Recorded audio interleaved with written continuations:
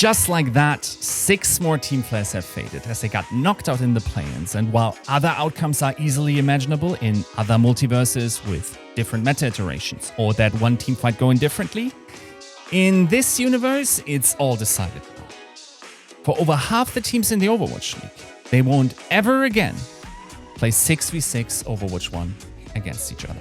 Play-ins returned to no hero pools, and with a full set of tools back on the menu, we saw a lot of variety across the board from teams. Some were taken by surprise by the opponent's composition, resulting in a lot of one-sided matches over the weekend, with half of the games ending in clean sweeps. Alright, let's flip a coin with C on one side, H on the other, add to that the opium for the masses, and you got yourself a Fusion fanbase on any given match day. After a season of unique COVID-related challenges, the Fusion made it through the APAC Plains, having to go back-to-back against the Hangzhou Spark and the Seoul Dynasty. With the exception of Poco, every member was finally available, and the team didn't just come together physically, but also as a unit, announcing themselves as a real force to be reckoned with in the season playoffs. So, assistant coach of the Fusion, Christopher, had promised a rotation based on the hero pools of their stacked DPS players, and this is exactly what the Fusion brought to the table. It runs like a Venn diagram, right? So it depends on what the other heroes needed. We feel confident that everyone can kind of play it. So if the other hero is something that Rascal's good at, then we would have Carpe play it. If the other hero was something that Carpe's good at, we'd have Rascal play it, and vice versa.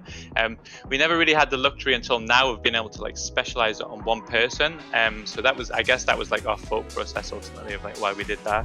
Finally integrating Shockwave, whose hero pool had previously been hurt by the bans of Ashe and Echo during Countdown Cup. The young Dane once again delivered in both matches. The Fusion are looking scary coming into the match against the Gladiators, who are also coming off a high with a tournament victory under their belt. With momentum on both sides, but the Gladiators' adaptation to the playoff meta yet unknown, the match promises to be a barn burner. Any guesses who will take this one? Let us know in the comments. Quietly, and without really breaking a sweat, the Shock kept the three-peat dream alive and are traveling to Hawaii for the first time in 2021, catching the Hawaiian summer at the tail end of it, which apparently is the best time of the year to visit the island. Looking in great shape, the Shock are strutting into playoffs with a healthy rotation of their deep roster. And if we know one thing about the Shock from past seasons, you don't want to let them into their zone and run away with it, as they have so impressively done for the last 2 years. I mean, evidently, the head coach of the Shanghai Dragons Spoon realized that threat and wants to play zone control, picking the Shock in the first round of the playoffs off of their top seed. With a sound strategy, lustful revenge for last year, or hubris, it's a hype move that will send one of the favorites down to the lower bracket in round 1.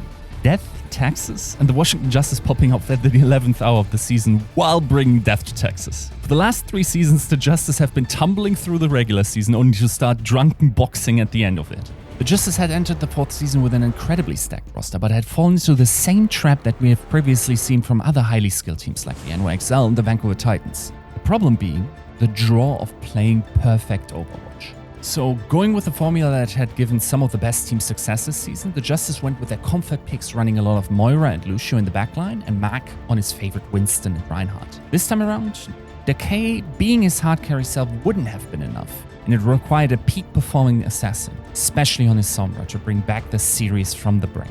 Will Superstar Decay be able to deal the double whammy? First against his former teammate, and now against his former team Dallas Fuel? The table is set for another high-stakes match. On a somber note, we also have to say goodbye to 6 more teams we will likely never get to see play Overwatch 6v6 against one another again.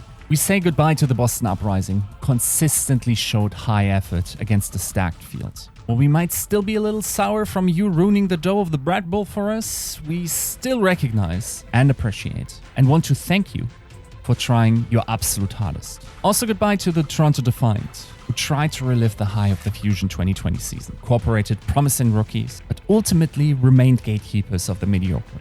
We could dream of a season in which Mrs. Meta treated you more kindly, and perhaps you could have been a top team. Goodbye also to the Paris Eternal, an ambitious team with an unlikely path to victory, being the projected second best European team, but forging a unit that could punch upwards with an infectious competitive spirit, not just in spite, but because of their circumstances. Goodbye to the Hangzhou Spark, a team with incredible potential, and when they got it together, could bring it to the big teams, but ultimately failed to find consistency on the server, in their roster, and in their coaching positions. Goodbye also to the Seoul Dynasty, who finally brought a great regular season together, but failed to pick up speed when it mattered the most, be it in tournaments or in play-ins. What a stark contrast from last season, eh?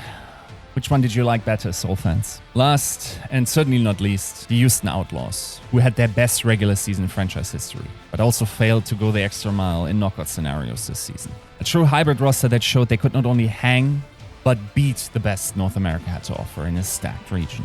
Exciting until the very end, and always charismatically themselves. Goodbye, and thank you for your incredible effort over this hard and pandemic-stricken season. Conversely, hello to those who are still in it to become the last Overwatch League champions of Overwatch 1. 2 tanks, 12 players on 1 server, 32 heroes, and 1 dream. Send the game we've loved for over half a decade off with a blast, will you?